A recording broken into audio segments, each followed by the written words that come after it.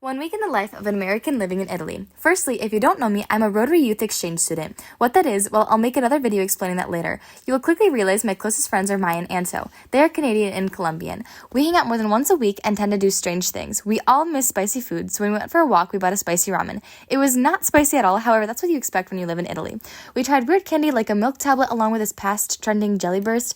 I took a nap with Anto because being an exchange student is exhausting. And of course we sang, as always, not every exchange is easy, but it's easier with people you love. This past Sunday, I switched families, so throughout this week, it was a lot of getting to know the house. I really enjoy tea and biscuits. That's my motivation in the morning.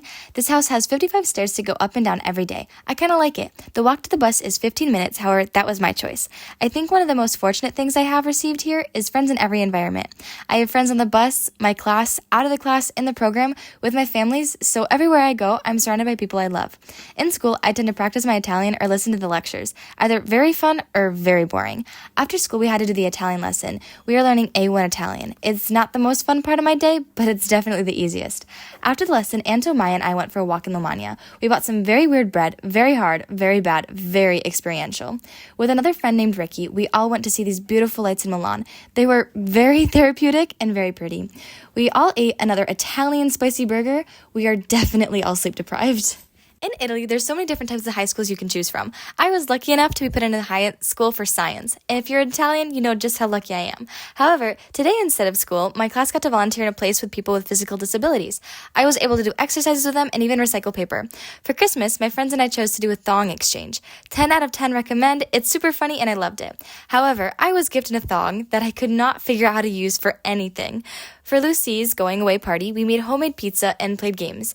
Lucy's Australian, so she was only here for 2 months, but we made the best of it. We love and miss you, Lucy. Very jealous of your weather. Go to school for a day or walk 11 kilometers up a mountain in the cold. I will choose hiking 1,000,000 miles anytime.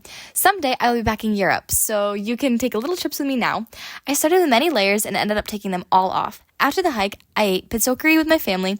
Then after we went to Anto's house, for dinner I made an American dish and Anto made a Colombian one. Her host sister made an Italian savory tart, and we all made peanut butter blossom cookies together. We obviously listened to crazy music and had dance parties and tried many things.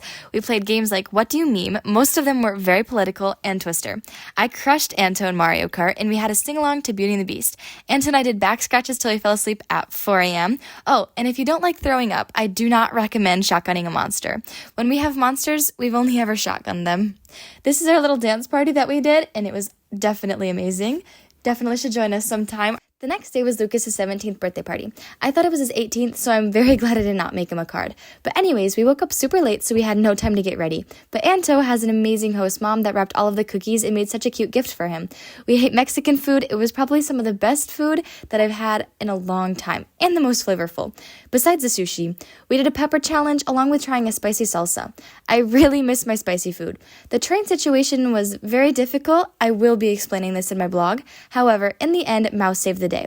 I was also very, very helpful, I'd say at least. A normal day, however, this time the Italian lesson was in Milan. My host mom picked me up after the lesson. I haven't seen my first host family in a while, so it was nice to be able to see my host mom again, and the family. I waited for her in Chinatown, and while we waited, Anto, Maya, Mao, and I tried some Chinese food, along with some Chinese candies.